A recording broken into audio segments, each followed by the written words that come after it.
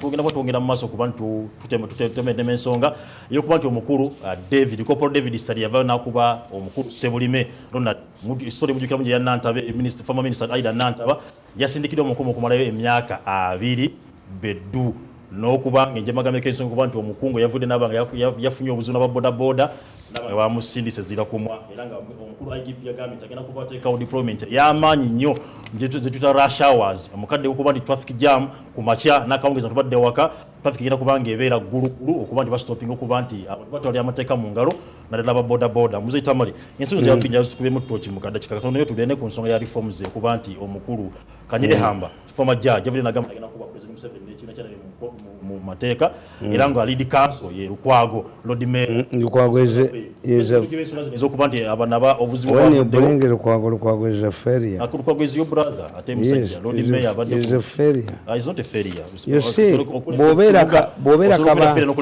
bw'obeera kabampane ng'obeera mu buli kintu kyonna. There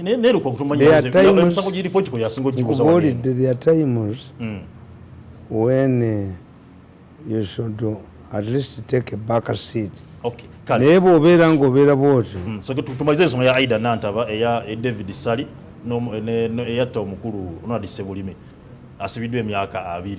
You see life imprisonment. I think a president anti mwetemwategedde kintu. You did not understand the whole issue. Nze nabagamba nti nina olumanyo as I explained. I wrote this book Natamba because I know how mafias behave. I've defeated them hands down. Okay. And I'm happy that they are realizing that I need to rest and not to do my things. When I realize that I know president's ambition is ajja kunkozesa. How can he take my money? President yampadde sente zange ngoze kwata. Mbwe nali manyi bwenze kwata ajja kujja nfukaamiriza. An arrogant man. The problem, the two of us are very arrogant. Tuina background I was a newspaper vendor. Wabugo was also a gate man, a security guard. Likanawe. Yes.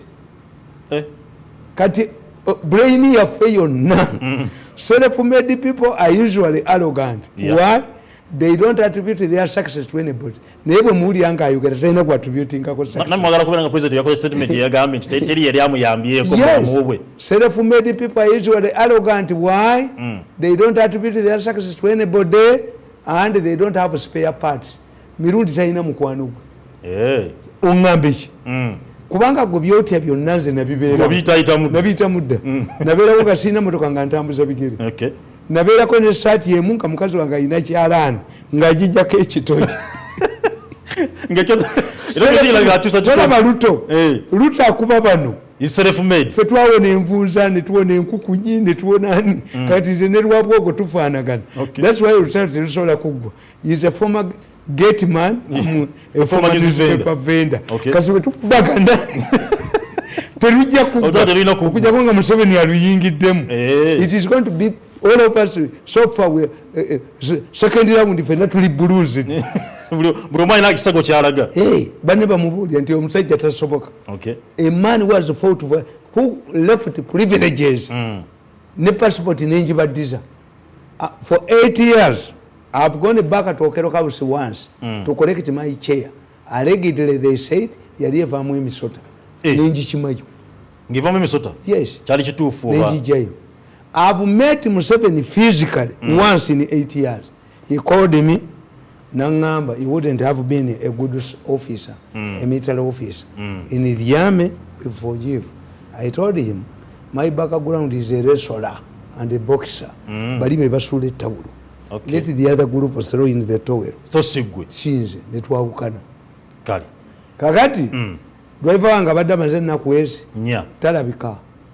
Nasembayo muwulira ku lwakuna yabadde mu garage. Bw'akoma wunja mukuba essasi. Aba State House balaba. I cannot enter a vehicle that has disappeared for 4 days. I know he hires this vehicle. What if yalina byalaze? Eri kikinkereeza.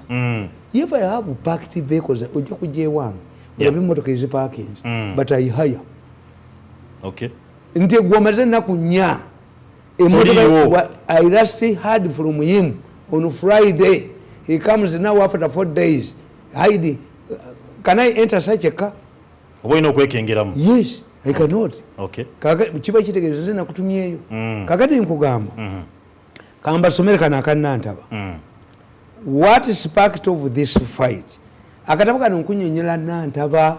Museveni bwe yamuleeta n'amulonda Minister State for Lands ne bamulwanyisa ne bagenda n'okunoonya ebigezo bye tebiriiyo.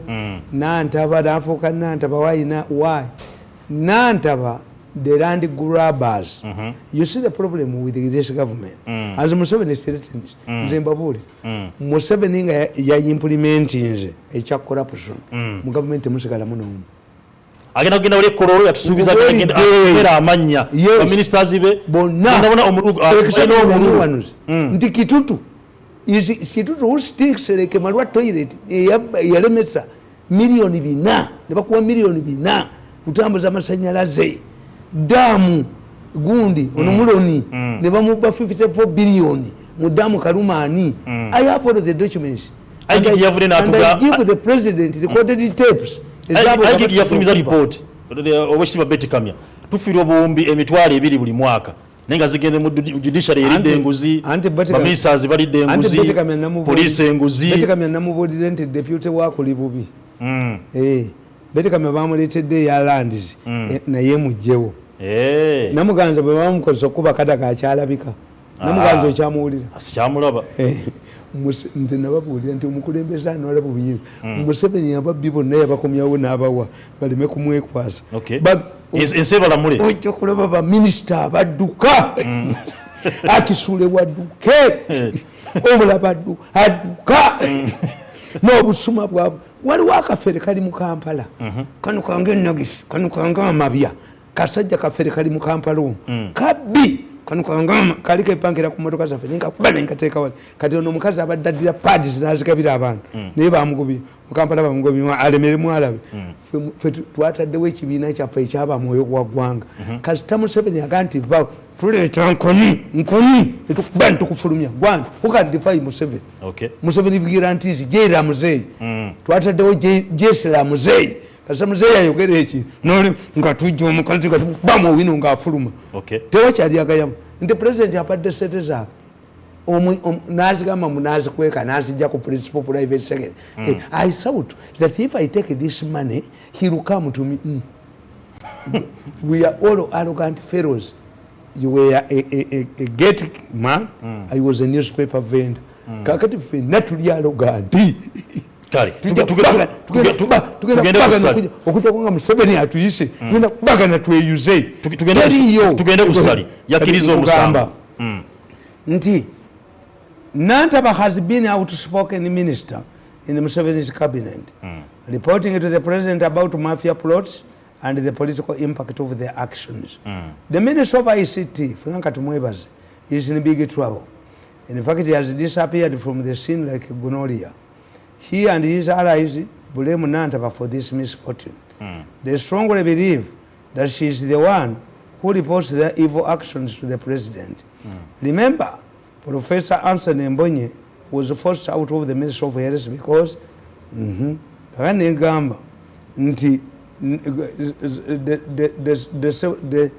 Sebulime shooting. Many people ask me why I usually side with the people like Natamba. My answer is only that I went through the same experience. Maliciously fabricated recordings were offered to malign me, and I was subjected to media bombardment for 6 months by both Bukede and New Vision. An editor of Bukede, Geoffrey Kulubya, had the audacity to describe me as a madman. He also claimed that President Museveni had summoned my mother, Mole Mirundi, to witness a medical procedure to ascertain my mental status. Remember, my mother was almost lynched. Kakati bano Sebulime nkugamba nti when this incident occurred, all of the newspapers, including the mafia-controlled media houses like New Vision and Bukede, reported how Minister Natamba had survived an assassination attempt. Bukede went further and detailed the alleged assassin who had a gun, military gloves, and that his co-assailant escaped with a gun. Bukede reported that security organs mounted a search in the forest but failed to trace the gunman with the sniffer dogs. When Minister Natamba saw the alleged suspect riding and trailing her vehicle, she ordered her security guard to fire in the air, but the guard refused. Natamba reported the matter to police at Kayunga, who deployed the officers to search for the alleged assassin. However, the police did not go with those who could recognize the alleged assassin. The question is, who would have identified the suspect in case he was arrested? The police arrested a man called Sebulime, handcuffed him, and threw him on a police patrol pickup. In such cases, the suspect would be taken to the police station where Natamba would identify the suspect. Amazingly, this was not done. The handcuffed suspect was offloaded from the police patrol pickup and shot dead in broad daylight, witnessed by a living woman. One of the witnesses and a woman shared the killer, Officer David Sally, claiming that the orders were from above. This is when the matter is. If we are to get to the bottom of the matter, we must analyze the following. Katabo kaddi kano naye njo nti onerege konzo omusajja ino olumanyi kano kaddi kabiri 19 bwe nkugamba ng'ekigambo nti tolifuuka pulezidenti bwa Uganda kyoba okola abiveeko kolaga ne mukoddomi waako omwobugagga abo genda weebake tulina olumanyi obugambo bugambani obwo kakati nkugamba this is why the police prefers to serve suspects in cases where mobs are begging for their blood. This was a unique case. A suspect had already been overpowered, handcuffed, and put on a police patrol vehicle. But after Sally getting instructions from a man who is alleged, who was also killed, the man who directed Sally to kill Sebulime is dead. Bamuta. Who was that? Atowa kanyemiso. Nze simu sijimanyi. Eyalagira Sally. Ne yavaawo bamuta. Ngaba kubuza bujulizi. Anti katulimo mafias fear a change of government to answer. This is why you are going to get preemptive murders and preemptive detentions. Tikaka yampita tibaba jango nyambe fairo musambu zino bazituna Balamuzi chimye nenkwata speed boat akatabo kafulubalwa mukago vomit solve mafias abasajja musemwayi baddusedda katika ndiko nakola lolokolo kusemwayi badduse abadde bakola the majority of people who have been carrying out these murders bali awo wakandiko kati badduse Museveni naita kandiko ne banne ne kandika yito kuti ogende Entebbe semwayi batemye akatabaka abasemwayi kamba bikireka abasemwayi abamute bakyala bikabadduse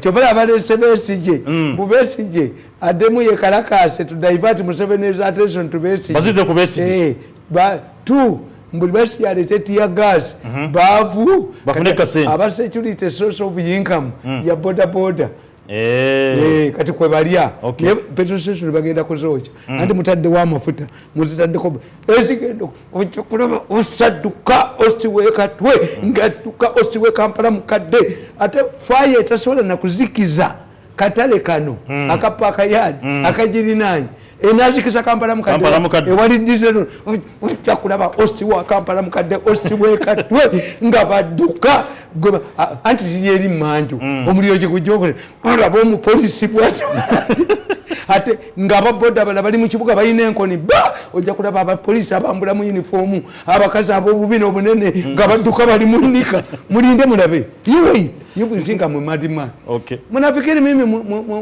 mimi azimu, mnafikiri mimi mlevi, mimi mjinga, mimi mshenzi. Hii akili sana. Hii chicho.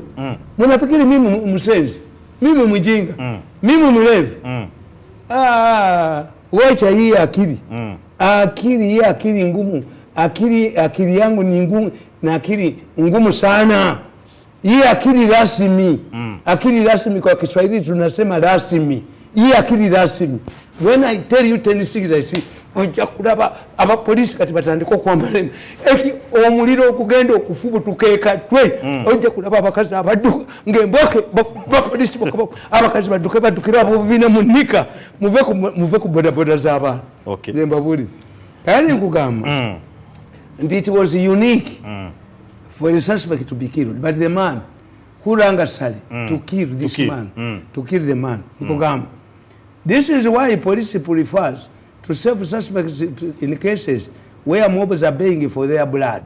Therefore, we must go back and understand how the mafia behaves. The first group that gave the story to the media was looking for money. They reported the incident accurately to make a government provide more funds for security cameras. Remember that at one time, MPs demanded armored cars and sharpshooters as extra protection from assassins. Therefore, an assassination attempt on Natamba, a minister, would be used by the mafias to reactivate the project of armored cars. In fact, MPs were to be given money to buy the cars themselves. This means they just want to intimidate Museveni to give them the money in their usual greed. All of the newspapers report ministers assassinate, minister survivors. Why? At that time, we remember the MPs were demanding money for armored cars. Not Museveni nagamba mbabawadde ne baganda kuba the intention was to cheat him. Yes. Two, they wanted to extend this project of security cameras to rural areas. Abasumakazi, abasumasajja.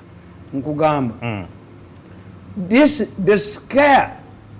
second mafia group that wants to destroy Natamba is the Kayunga local mafia, who are worried about the next election, that threatens to expose them the way she did in 2016. If Natamba and independent NRM candidate manages to retain both the ministerial job and her constituents, it is likely that she will return as an independent candidate, which she did. And this will expose the NRM local leaders. They fight that Natamba's demise or imprisonment should not backfire on them and NRM as a party. Kakati okitegeera. Kakati wali osobola otya Enanga, the angel of lies. Then they turned against Natamba. Kaka turned against Natamba. Yes. Natamba should go and report. Natamba, the foolish Sebulime family, also turned against Natamba. But Natamba, after identifying somebody who was following her, training her, told that's the good thing of having an experienced security man and respecting. Natamba's security person should be praised. Why? Natamba said fire in the air. The man said as an expert. No. I don't know the fire they have. Okay. What is the fire? The best way, let us stop at Kalanda Mutabuni said, this is what I told you. Nti ono muvuka wa UCB Kagolo. Yali tasobola kuva mityana ngadduka motoka kibaji kulaga abavuge. Naye okasajja kukulu yabali kakwata kati kasula wa bala. Yamutano bamusibeni bamusaide emyaka 5. Yatomera gate tebatira munju. Teyakiriza nti yabatira nti after even identifying themselves. Yes. Mwe motoka bazibaji. Naye okasajja gwe kulubye. Neserwa negun noyo mwala gwe bayita ziribago. Nabaga nti buke deyetaka kugala. How a person in danger. Mu Uganda ni ayina amafuta agafulu tanka ave mityana ngajadduka. Naduka bulu sakete. Emotoka yatomera gate yakagolerwa. Tetugira bako. Anybody oyimira ku road block ya police oba ku police station oba ku petrol station. If we are suspicious. Yes. Nga tulinganze ngafu abatambula nga tumazeeyo abayinenga. Mala jjo kufungulyayo nenjikulaga mu dirisa nti gwogoberera ayina olutambula nenzo leka kulowooza nti nze ndije nsoka nenkugirayo ennyondo nekutegeeza nti ennyondo yani yenze nenkugirayo kamwa kabi abaganda bagiyita kamwa kabi nesooka efuluma mu dirisa bweri weba wetera ne batazirina abatayinanga tukola tunabakolera ki mwabajinga abati okutta nkugamba nti the Natamba bodyguard was a smart guy. Natamba drivers to Kayunga to report 2 people have been trailing me. Okay. Kakati baga mbo Sebulime yasula wakiso. There was no way Sebulime and Natamba could meet at Sezebwa ngabona Kampala. It means Sebulime had stayed in Jinja. Enanga, the angel of lies. Kakati batani kakati gankubulize. Omusajja oyo bamunonya ne bamukwata Sebulime. Ene suspect bwatula ku kabangali ya police abawunya wemana bana. Kakati, what people don't know, whenever they are going to assassinate a person or to rob a person, patrols of police ezo zimulaba emundu zekozibaako abatubu be baba bazina to rescue them immediately to recover their guns. Kati eno pick up yaveeka wempe yali emanyi kwe kwajira sali yali monitoring nti in case Natamba bamutta mob nejawo basebulime balina okuba immediately. Okay. Ebali Stuvani eyo. Ebali Stuvani. How long does it take Sally a vehicle in Kawempe, a pick up in Kawempe yali ekola ki ekayunga. Kakati Natamba abasali amagezi mugezi balese ezo boda nzimanyi bazikolera Kawempe. Jibazigatira. Sika Wempe mutabu. Veka Wempe ite awe batia gundi. Ono musajja yambale bye nali. Abiriga. We bazikolera. Okay. Some are veterans, some are what. Bakwata boda nya. Never separating into parts. Never mu boda. Neno bwe yabadde. Okay. Natamba nagamba omulamuzi. Let them bring the boda. Bagenzo gireta nga bagitaddeko akemabega kakaliya. Mbu kwaliko soda gwatwalira abana. Where were the bottles of soda and the crates of soda at the scene of crime? Enanga. In security. Kakati Natamba oyo muvubuka Sali yamukubira essimu n'amuga nti maama wawonye nze omusajja gwe nasabadde mutemu nnyo abadde akunoonya Natamba n'amulikodinga. Kati Natamba n'asaba omulamuzi apuleyinga etteeka eri. Kati omulamuzi bwe yabimuwadde bo ne basala amagezi. Abali ku pick up bonna kati Natamba yagenze okuddayo yasanze ono yasazeewo okukolaki okukkiriza omusango. Era omulamuzi yambuuzizza were you coerced? Do you know what it means? Nti kati ono omusajja oyo Sali bamulimbye tegwekkiriza tujja kujjayo. They were avoiding Natamba's cross examination. Nekiggwerawo kyagwereddawo nti ono bamuvunaana kutta suspect. Yes. Kati the Natamba's assassination attempt and the people were involved efudde ekomyawo temukitegeera nti in case of a dispute over death tetugenda mu twayo tulina tukiyita tutya tulina kyetukiyita mu mateeka nti ebungereza gundi ono musajja azaala omulenzi eyafanidde tukiyita inquest. You have a judge then teba court. Inquest. The government feared for an inquest. Okay. Because an inquest would mean that you concentrate on who killed Sebulime. They decided to charge Sali with murder, murdering a suspect. But a suspect who had stolen chicken or a suspect who wanted to assassinate Natamba, a minister. True.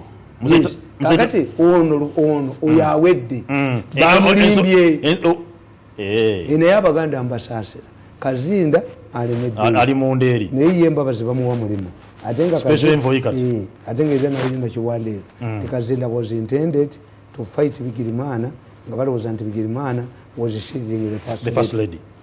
Ye Kazinda maama we yaziba amaaso ye gyali kitatta mwamukwata nti yakubye abaana abatakula kimanyi nga bambadde ki kitatta bwe yava eruzira baali balowooza agenda bakolera akalulu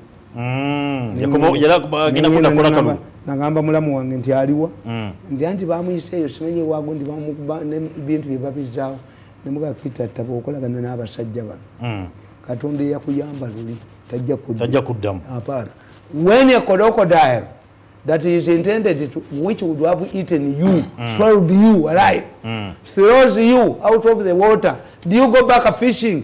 Can I go back to this government? When a crocodile have survived poison 5 times, have survived the killers on gun eyenyamba yali sister wa president nemuga bagenda kunzita ne bayiwe wange waliwo barracks abana bange bakulidde mu barracks nga gundi am I a criminal? Nti can I work in this government? I support the president, I like him, I defend him. If he wants me to do my job, I do it privately and he gives me a budget. Since I couldn't government. Kubanga, if a crocodile throws you out of the water, God is with you. But you go back and attempt it again, will you have the opportunity of throwing you back? Kakati nkubuli anti Natamba ono yesali awedde.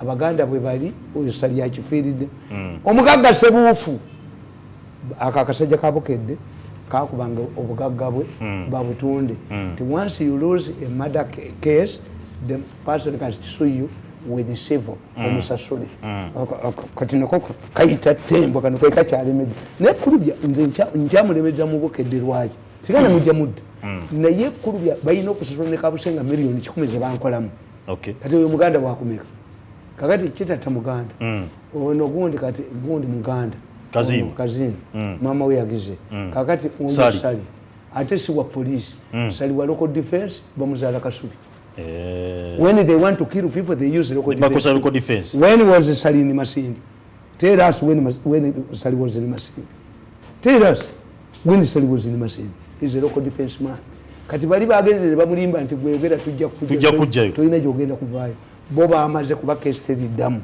naye what I predicted ku Natamba nti omanyi Natamba bali bamutwala yali agenze naye kwekane mu nyumba ye yali agenze Natamba bamwagala what is Enanga the age of lies naganti Enanga ino bugagga bwatuddeko inside my mind awandika akatabo title inside my mind nalimba nga bulimbi naliko amazima ge kano kati nalika kese wa kulimba Enanga iranga Enanga yefulumya luyimba Enanga munyama amenya gagobera Enanga gwe lwaki gwe why do these people turn you into a pig to clean the Noah's Ark? I cannot play that role. Nobody can use me. I spoke on behalf of the president for 14 years. Nenga mbigana. Waliwo abasajja bajja ne bankubiriza gundi mbiri. Yali mbiri. Yali Erika Rwanga. Nangamba nti president yagambye fulumya statement eno yajja nayo. Mpandike nti company ye bagiwadde okuexportinga oil eri London shares zirinye. Namugamba Mr. Kalwanga. Museveni is not in the practice of directing me through proxies. Let us go back and ask him whether he has told me this or that statement. Kalwanga fled. Mzee Tamale.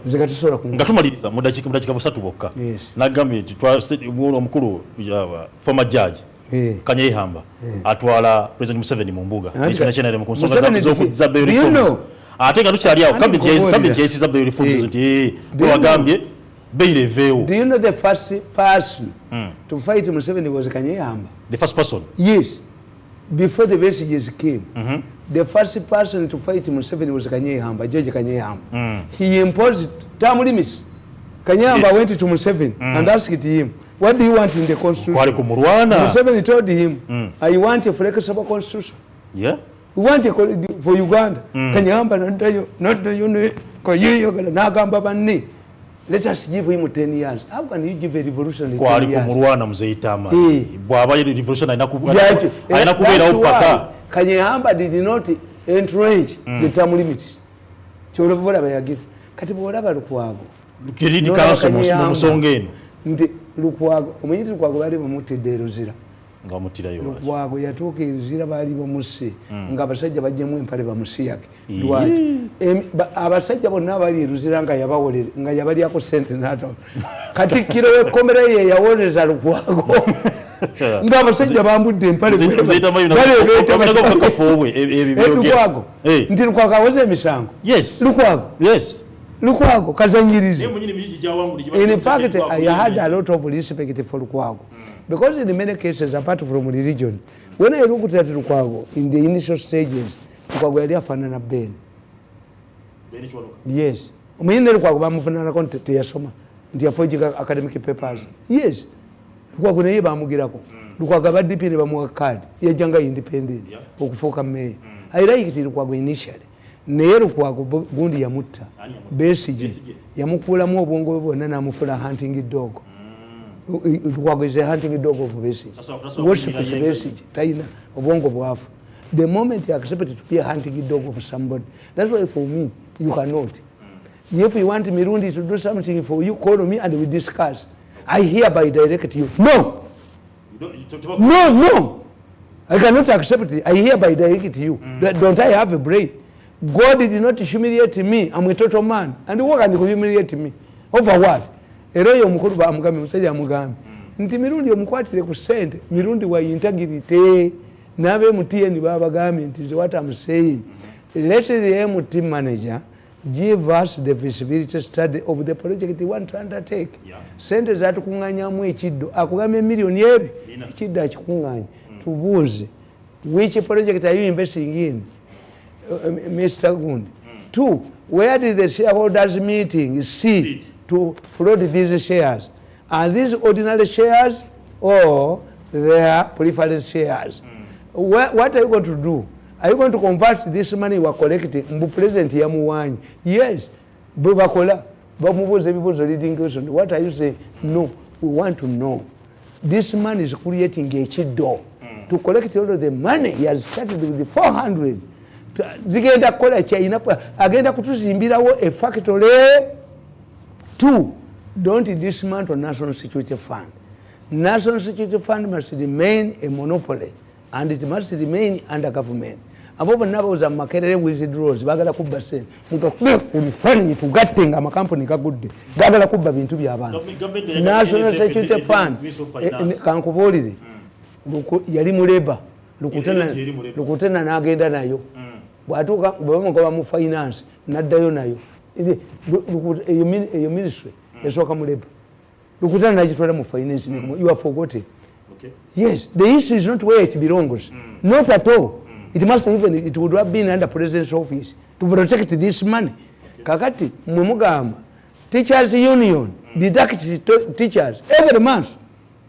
Why don't we talk about Teachers Union to surrender this money it gives, it deducts from teachers? Why don't we talk about the police fund instead of talking about National Security Fund? National Security, how many people are we? I'm going to talk to this man to expose the noisemakers. Abali mu National Security Fund bali bameka. Ojja kulaba nga aboogera tewali. Yavudde nalaga nti abadde okufuna ku ssente zino za militant bali emitwalo ng'esatu. Yes, anti nkubuulira. Anti nkubuulira. This money is invested. If you tell this man, because he is humble, to keep this a large percentage in a liquid form, then how will they get money? Kituufu. They are mandated to invest money. They are mandated to buy shares. But when I want my money, yes, anti a certain anti by statisticians. How many people will qualify to receive this money this year? Nibabategekera. Ne what you are telling a man, nti centers take a liquid form. No. Gagala kubba, gagala kutta National Security Fund. Ekizimbe kya Workers House kyatandikibwawo ku mulembe gw'Obote. Bano bwe bakimaliriza. If it was a company which has disappeared, MTN should explain, Mr. Muzungu. Muzungu comes up because you see, this is not South Africa apartheid. We have seen so many Bazungu stupid fellows. The Bazungu, like Muzungu Bobby Wine cheated, this man, woman, bad black cheated. We are not seeing stupid Bazungu for the first time in Uganda. In fact, we have seen so many stupid Bazungu.